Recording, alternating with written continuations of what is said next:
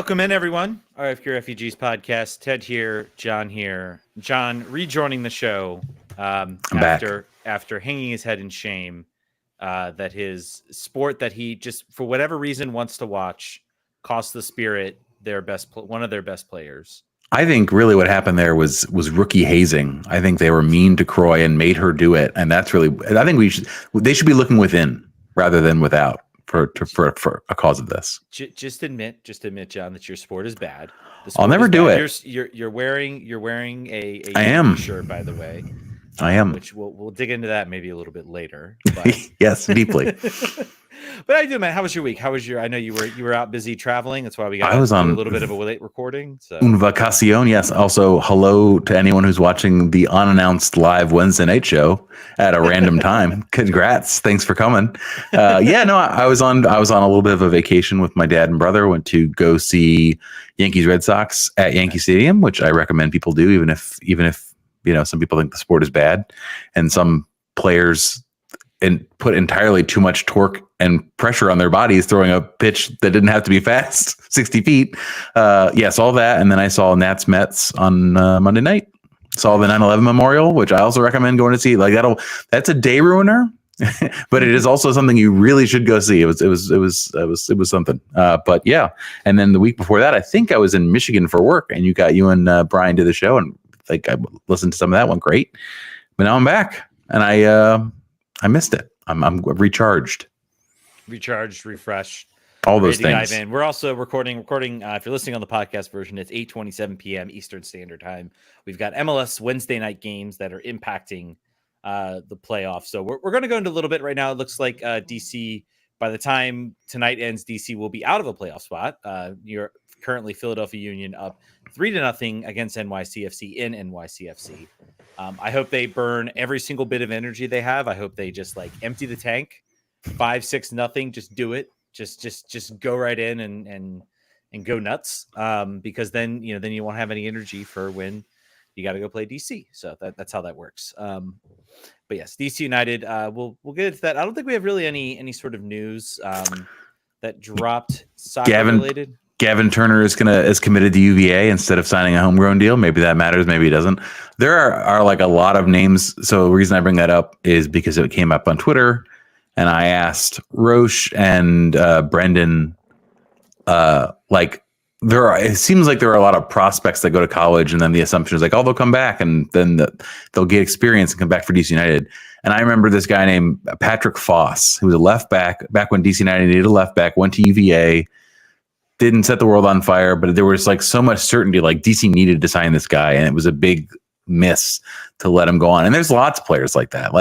It's seeming like one or two a year where I can't believe Adam Lundegaard went to Clemson, another player who played a little bit for Loudoun, wanted a deal, didn't get a deal, and I don't believe is playing anymore. So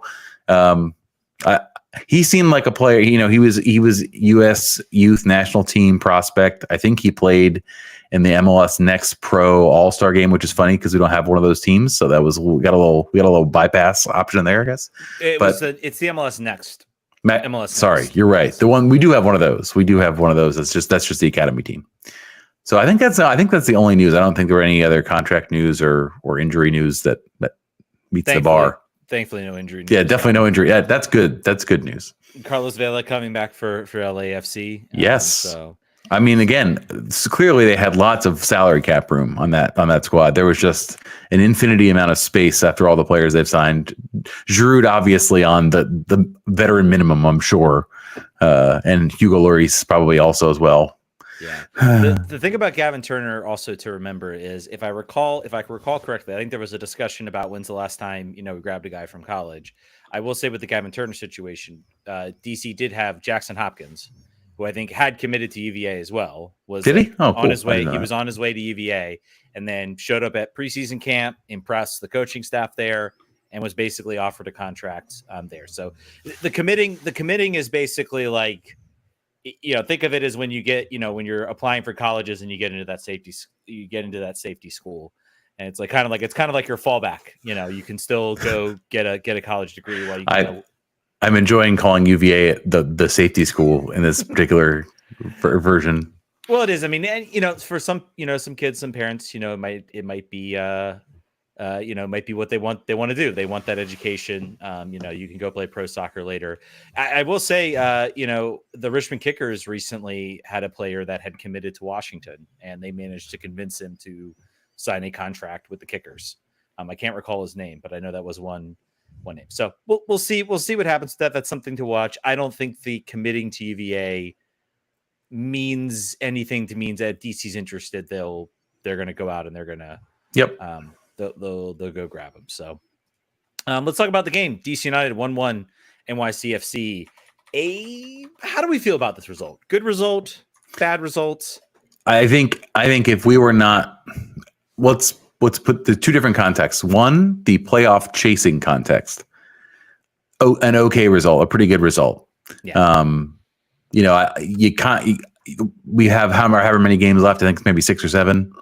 No, less than that. 4. I think we got 4 games left. So with that in mind, the few home games that are left, you want to get 3 points. So you kind of look down on at that point.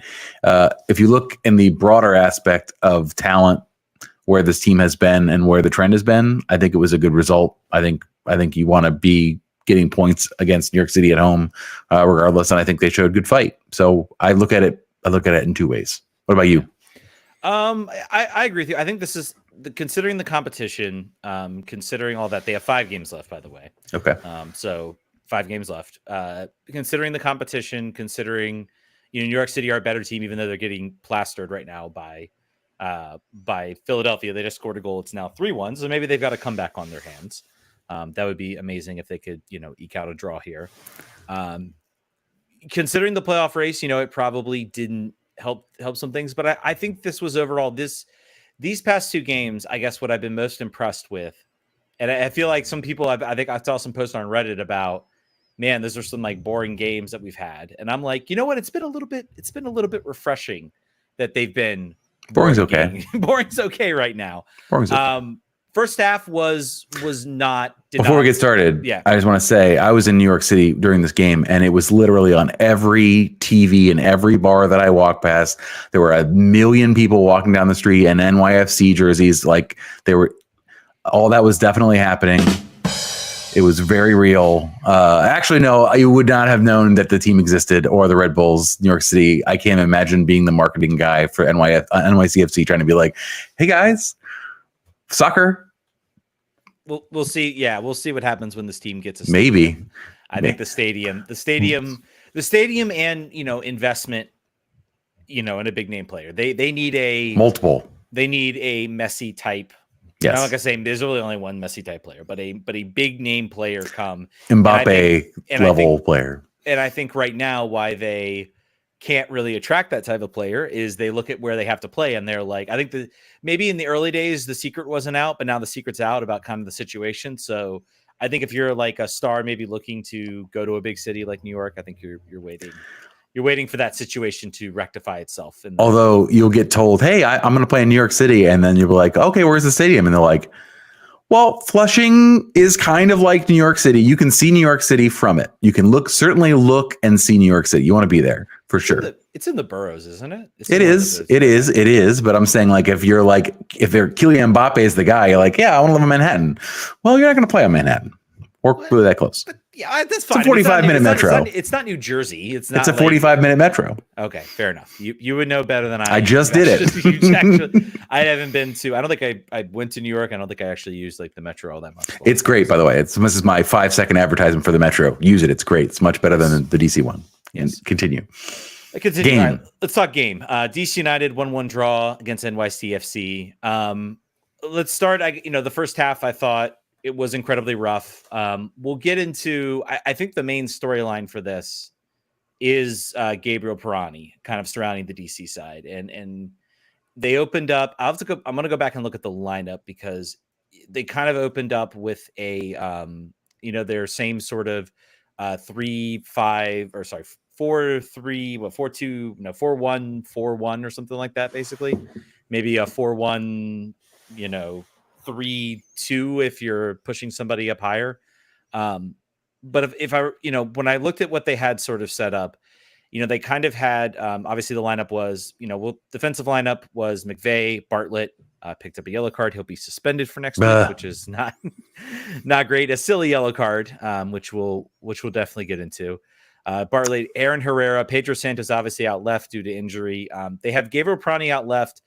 They have Gerald Stroud as the attacker, sort of the up top with Benteke. I think it was definitely shifting around a little bit. And I would say Jared Stroud was maybe playing a little bit deeper. Obviously, Martin Rodriguez coming in for the suspended Matthias Klick. Thankfully, he will be back next year, hopefully refreshed and ready to go. And Borisy now in the midfield. I think there are a couple of takeaways from that first half. First of all, this team missed Matthias Klick. It is so evidently noticeable in the middle of midfield when he is not there. I know that there are some arguments about whether the team should keep him, whether they should get rid of him. I know if you watch MLS media, they're like, is he worth a designated player spot? I think there's an argument there as to whether maybe they can work it down. Maybe they can give him an extra year and, buy down his contract. But I think if you're the coaching staff, if you're the front office next year heading into the season, you really have to ask yourself, can we, if we want to play the way we want to play, we need somebody in central midfield that can do that. Right now, neither, I think Borzino or Matty Petola could develop into that type of player. Right now, they're not really that type of player, and they're not really able to sort of ring that. And also, on the flip side, what I think it is too, it's like you look at the center midfielders this team has right now. You have Martin Rodriguez, you have Borzino, you have Matty Petola. They can all do about half of the things. Borisino and Matty Petola are pretty good at, being cleanup as far as defensive, applying pressure, winning the ball, cycling the ball through midfield. None of them really have the ability to pick that long pass, to play that pass, to create a shot opportunity. Martin Rodriguez can do that. He's shown some creative ability. He's shown some ability on the ball, maybe a little bit more than Matthias Klick.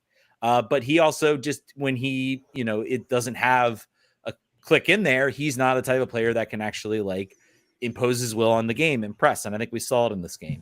I think all you might need to get Klick to resign is to give him a luxury box with the Commanders, because he appeared to like that this weekend. So he's a, like you said, his value to the team is more than his value anywhere else. I think that it was similar to Andy Nahar, similar to Bill Hamid in certain eras. Like, certainly there are players that you don't think when you're watching them necessarily, you call them out all the time, but I think a lot of fans will watch games and not come away being like, I want a Matthias Klick jersey. This guy is, the straw that stirs the drink.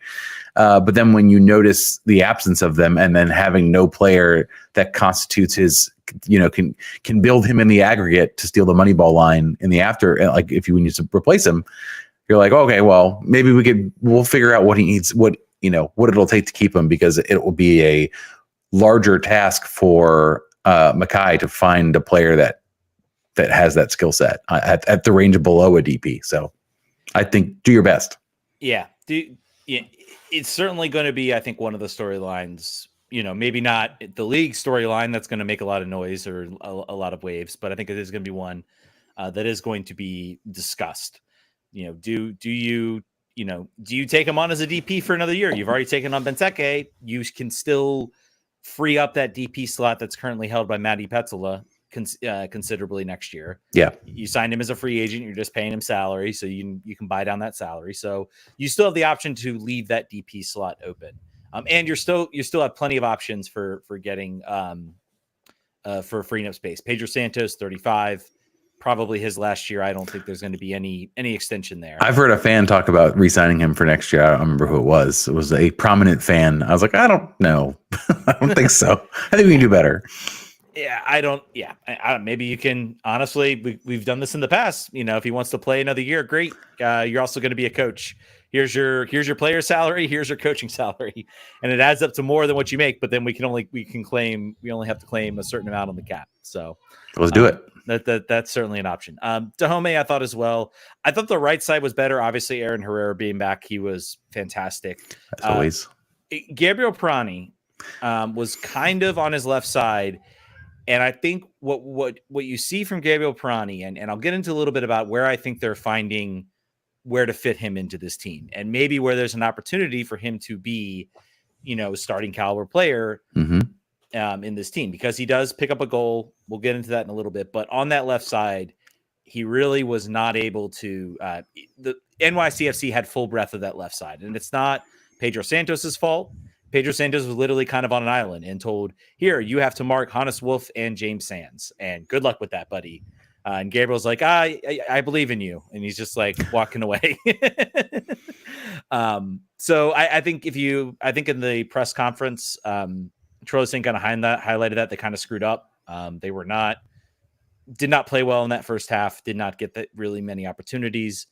They were on the back foot pretty much the entirety of that first half. Obviously the goal comes from, again, Pedro Santos giving up the goal. I don't think you can really blame him too much. He's kind of caught on that left side. There's a lot of ball watching on that left side. They get kind of overrun. Ball goes across. He does the only thing he can do, which is to make the tackle. And there's the PK call. It's a pretty easy call. I don't think there's anything really you can sort of say about it. It was the easier of the PK calls, I think you could say, probably. We'll get into that. Yeah. But to DC's credit, they kind of picked themselves up and they get a free kick opportunity and score what many maybe thought was the tying goal. It's sort of a broken kind of play, but there's a pass. I forget who makes the pass over to Pirani. Pirani clearly sitting in an onside position, makes a couple nice moves on the dribble. There's some NYCFC player that falls down. I don't think it had anything to do with the play. Nothing to see there. And Pirani scores a goal. So we think tie game. Here we go. But the game gets called back. And I promised the fans I would talk about this. I think I've had a kind of a week to cool down. I'm not upset. So if you watch the play, you can see McVey is sort of drifting back. It's a broken offside play. He kind of drifts back. He steps. He is impeding the NYCFC player. Now, I would make an argument that the NYCFC player has about 2-3 seconds and very clearly is just trying to run into the back of McVey to try to draw the foul. I think there's an argument to be made that, yes, he's maybe running a pick, but by then Pirani is a good 3, 4, 5 steps ahead. Is that defender going to make a difference? I think there's an argument that no. So how much is his real involvement in there? My biggest problem with this, and this is the type of stuff that I feel like this is why people hate the way the Premier League does VAR. It's you see stuff like this and it's so marginal. It's so on the line that you're like, is that actually clear and obvious? Is it clearly obvious that, that he is actively, impeding the ability of the defender, or is the defender had no chance of getting there? I would be fine if this was called live. If the assistant had, radioed to the center referee and said, hey, McVey was offside. Do you deem he was involved? And then they had put their flag up and called it live. And then maybe they even go to VAR and who knows what happens. My biggest problem is that this goes to VAR and it's so marginal on the offside. It's marginal and everything else that how can you sit here and tell me that is a clear and obvious error? And when it takes forever for them to even look at the play to even determine whether it is or not. I don't know. That's my thought on that one. I don't know if you have anything different. I don't.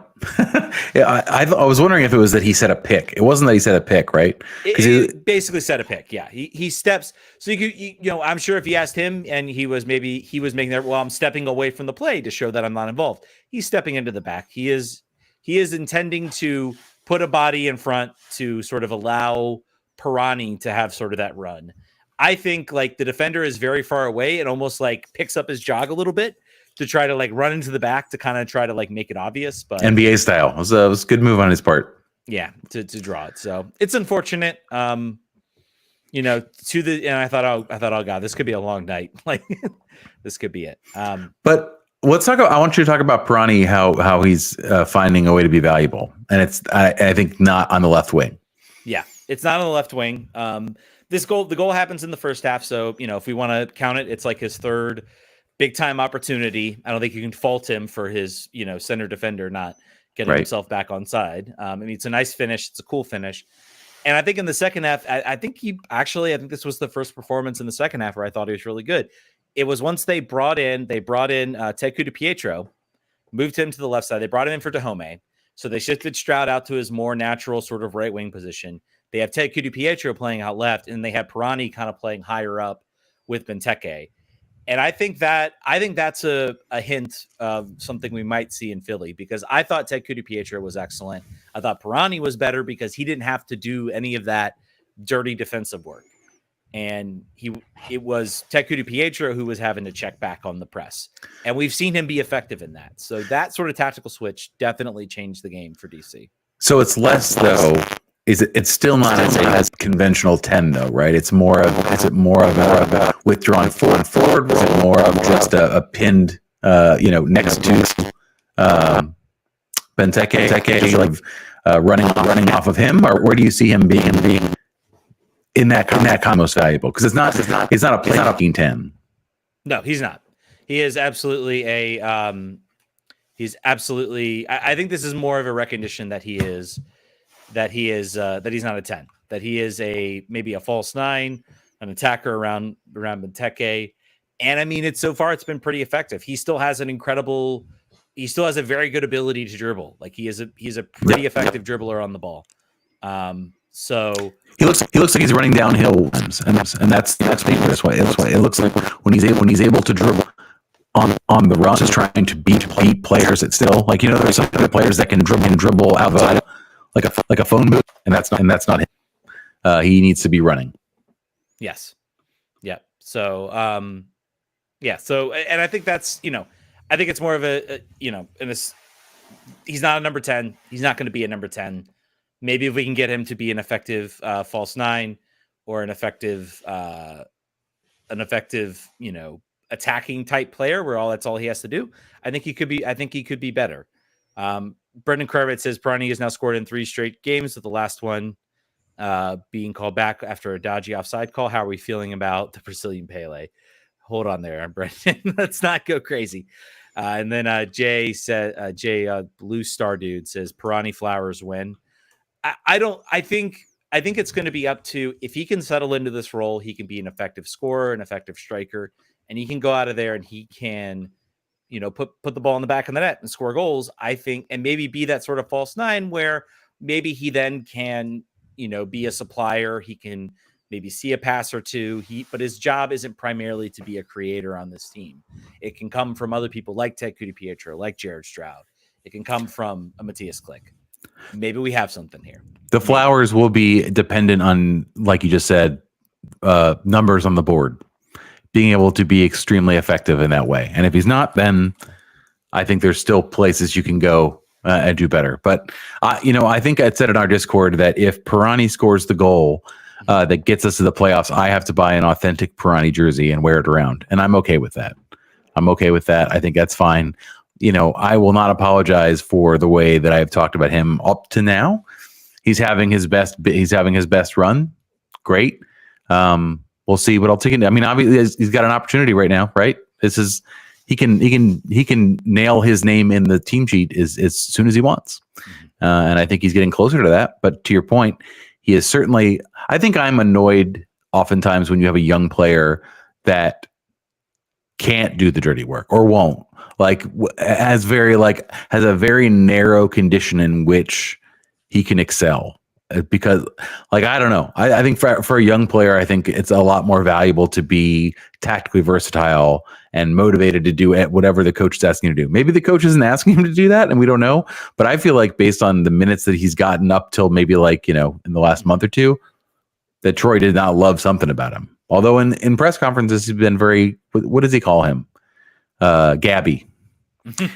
He calls him Gabby, which I didn't know anybody else calls him. So we can call him that now. As soon as if he scores another goal next game, I'll call him Gabby, I guess once, exactly. We'll see what happens. I think there was something to that formation. Now, I think the one thing about bringing Ted on there on that left side and him being, providing that sort of defensive dirty work and tracking back and, being supplied and that the penalty kick comes from him. I mean, he makes a move. I think there is something to be said for a player who can play that wing on that wing, who maybe isn't so direct, but can actually dribble in, maybe play a cross sort of in the, play a cross inside the 18 rather than looping one over to try to get to Benteke. But it's how the team got the PK goal. So it'll be I'll be an interesting thing to watch because I saw that second half formation and I'm like, maybe there's something. Maybe there is something here. Maybe there's something that could be positive for the team. I think this means I feel like at this point now after this performance though, like Christian Dahomey this is it. I understand the speed is there.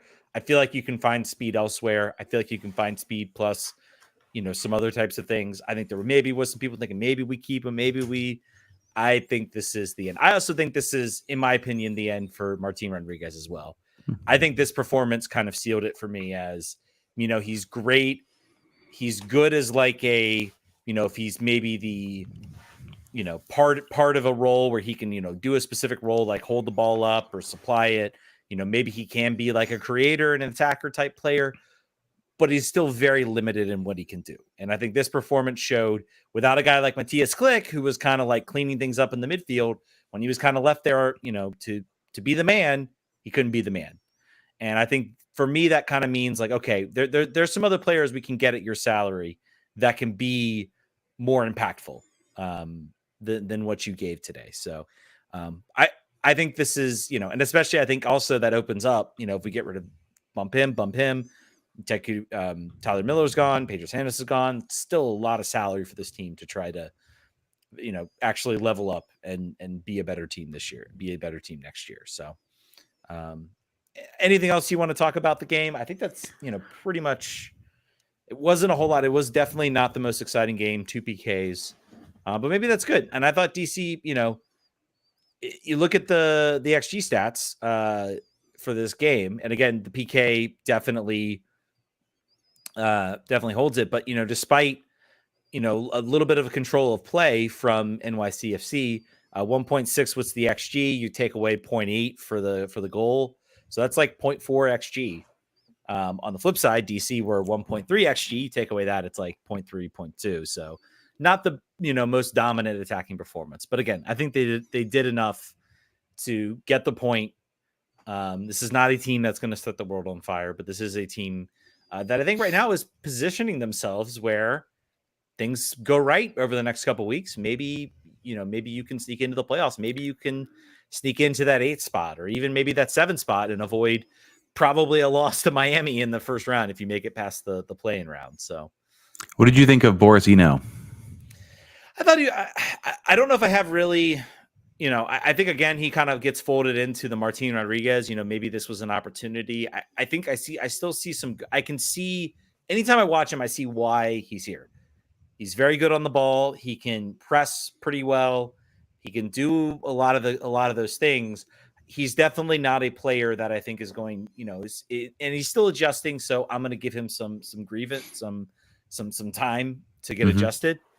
I came away, he does some good things and he does some bad things. And I think it's a matter of, can he, as he gets comfortable, as he gets a better understanding with his team, do some of those things get a lot better. And then, some of the bad things, become just trying to learn the team, trying to learn the system. So he'd be one to watch. The stats so far don't love him, but like you said, it's early. I'm wondering in a defensive midfield world where they retain Canals in some way due to salary. I think they probably are going to. I think they're probably going to want to find a way. You've got Matty, who should probably be there rather than as one of the 2 center backs that they're going to play in a back 4. And you've got him.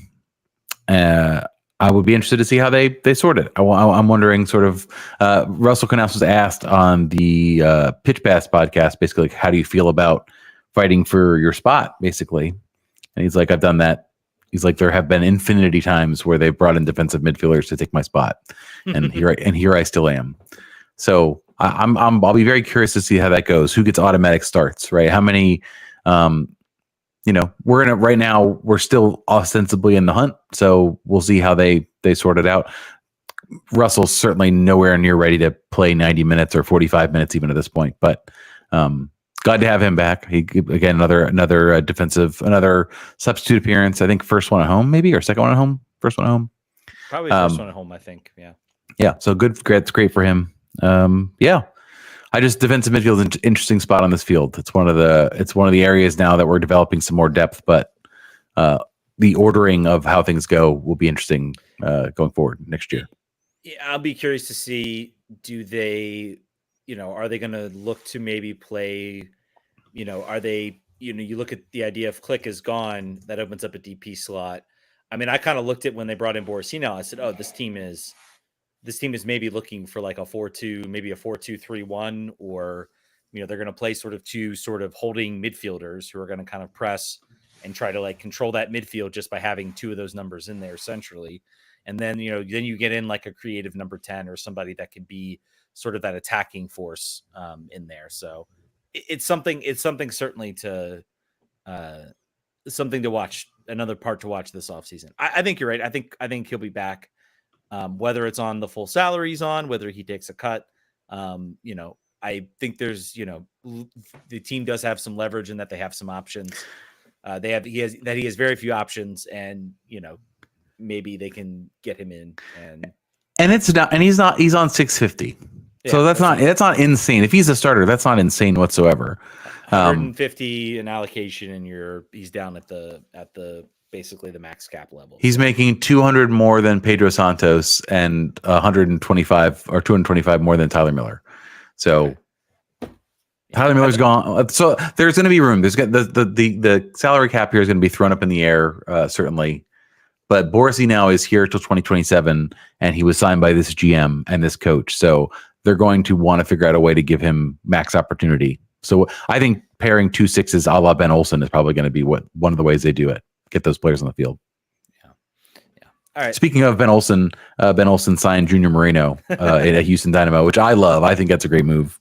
I hope that works out for everybody involved. Yeah, Carlos Vela coming back to LAFC too. That's after just hanging out. I was like, all right, fine, I'll play soccer, whatever. Man, Pirani has the second most dollars committed on the team at 2.7 million for the rest of his contract, and Benteke is at 4.2, and he wow, I love it. I mean, it's obviously a function of years on the contract, but it's still funny. Yeah. And we played a transfer fee for him, and he does occupy that U22 slot. So, Purdy Fish with the first question says, is it better for the team long term if we make the playoffs this year or if we miss out? Doesn't make a difference. Yeah, I don't think it makes a difference. This team's going to have a ton of I think from a pure like vibes perspective, and just kind of like maybe a recognition that things are getting better. I think making the playoffs is important. I think right now you're in a position where, things go right this week, like you can technically control your destiny.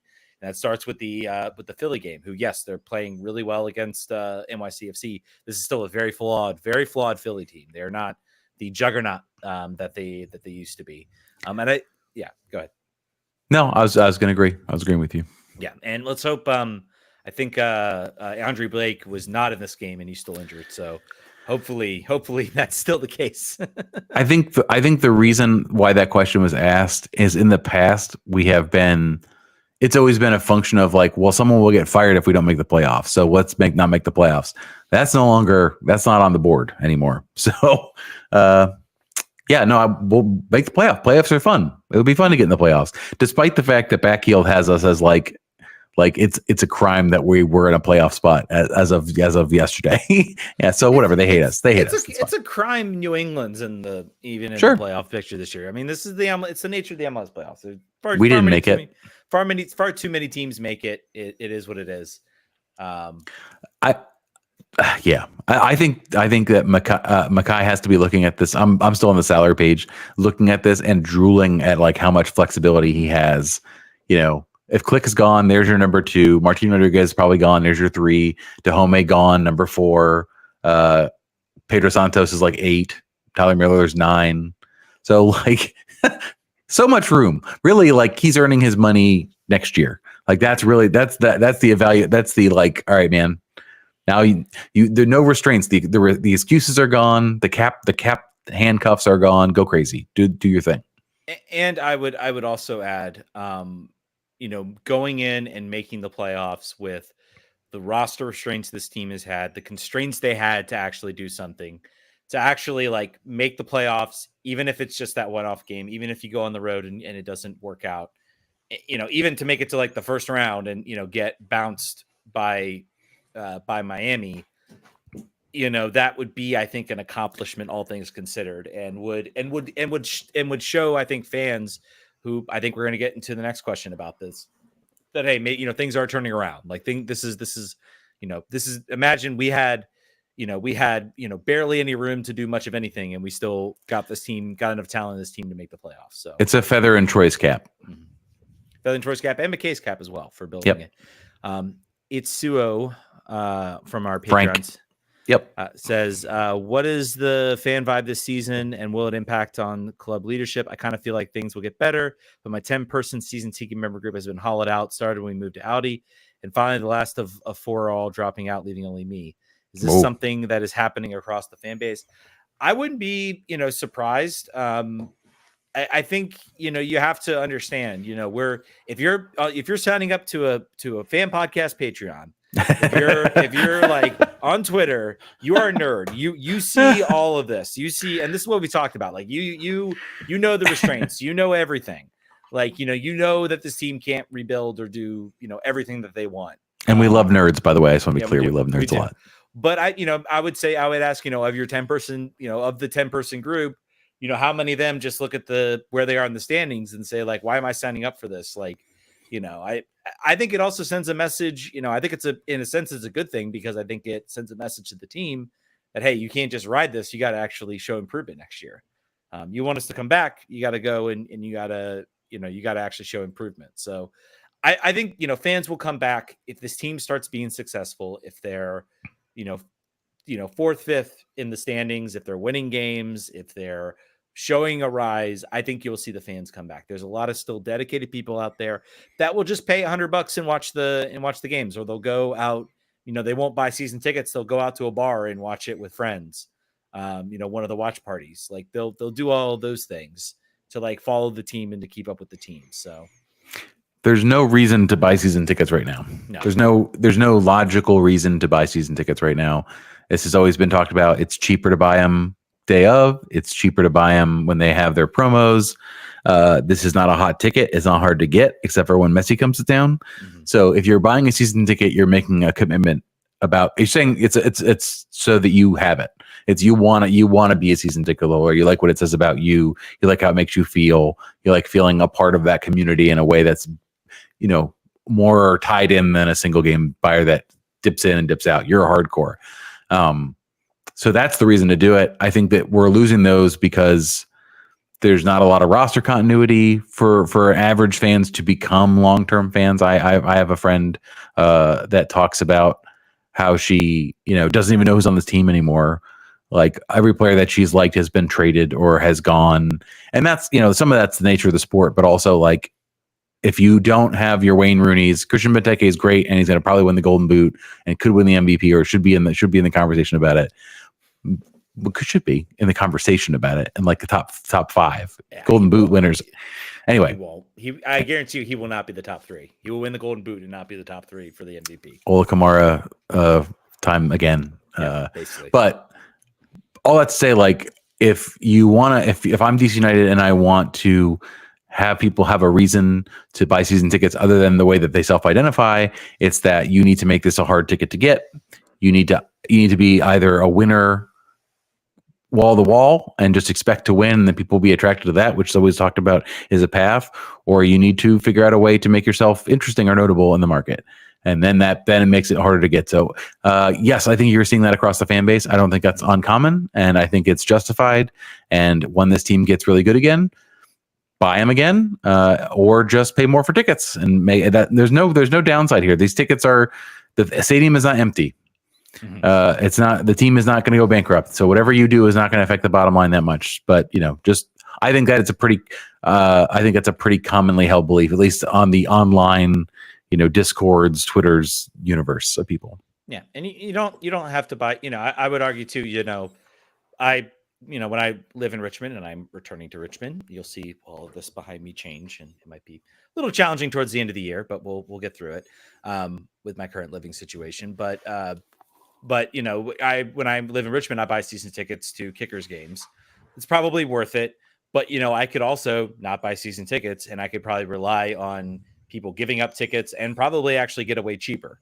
There is probably a method by which if I stalked Facebook, I could find tickets for free. You and could. I actually I'm going to be there this Saturday and got a ticket for free, but one person messaged me and said that they were trying to take their kids. They have like 4 kids and they're like a single dad working. And so I bought the story and said, here, take the ticket.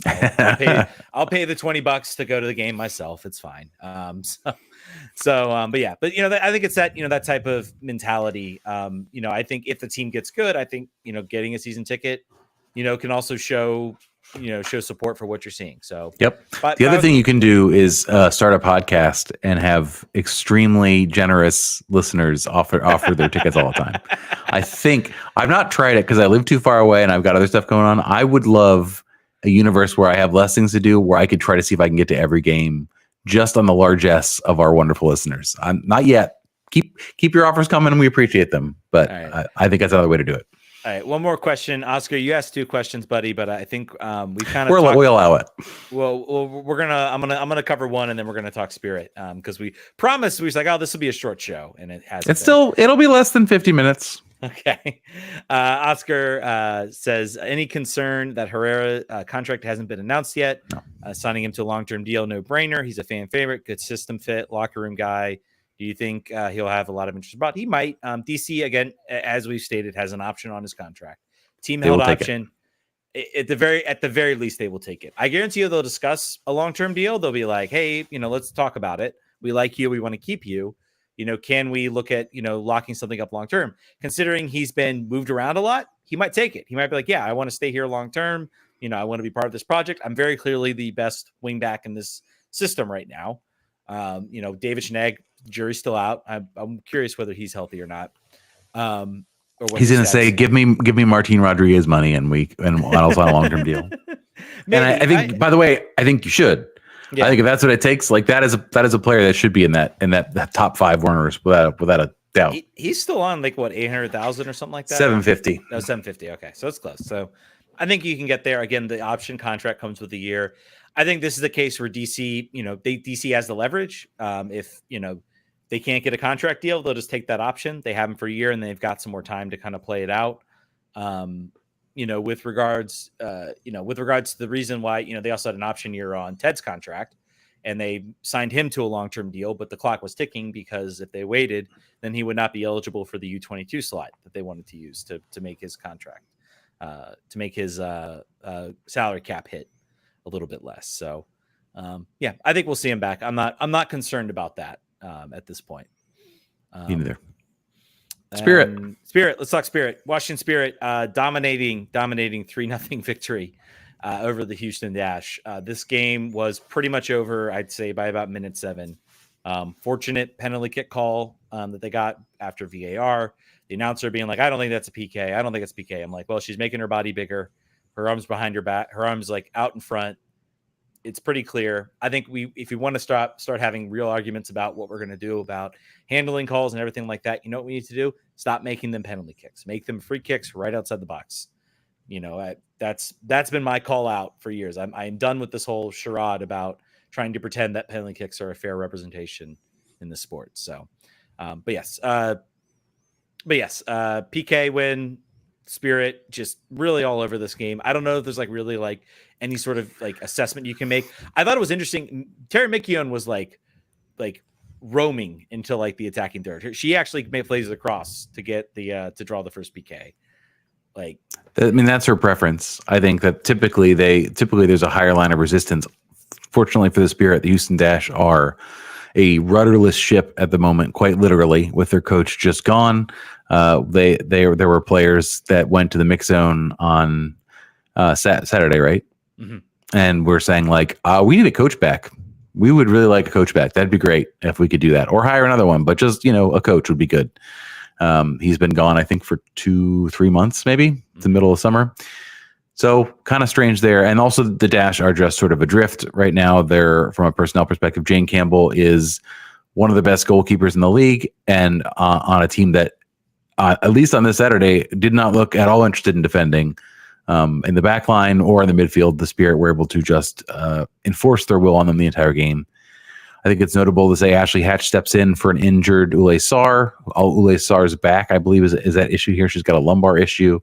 Ashley Hatch has been in the sort of unenviable position all season long of being just shoved into different lockers all over the field. Wherever there was a need, she went, and I don't think she was a fit in any of them. Gets to play in her traditional 9 bags, 2 goals. The penalty kicks, whatever, she always converts those. I liked her finish off of the knee from a Trinity cross. And then again, Trinity scores. I just said she got an assist. She also scores a goal from outside the 18. Just sort of pushes through 3 or 4 dash defenders and plays it in.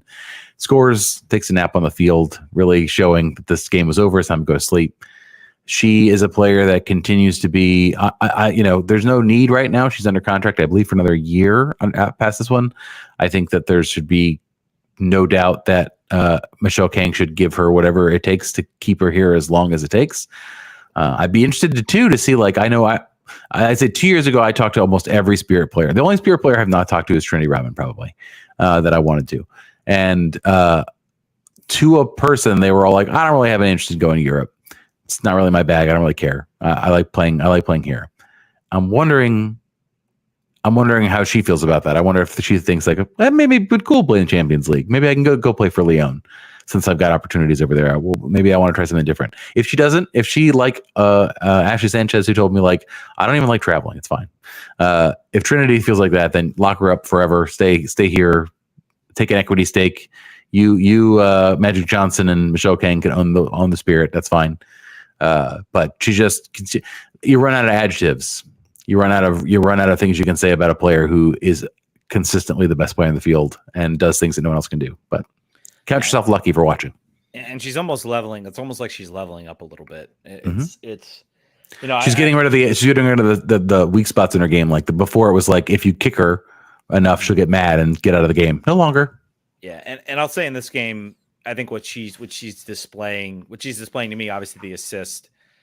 I felt like there were times when I feel like she was kind of like, and I've seen it a little bit this season, and I think this game, again, competition aside, the Dash are not good. I felt it was kind of one note. It was like she would dribble the ball, cut inside. Defenders knew she was going to do that. They would just kind of collapse. She would take a shot. It would get blocked, go out, out of the box basically, and that would be it.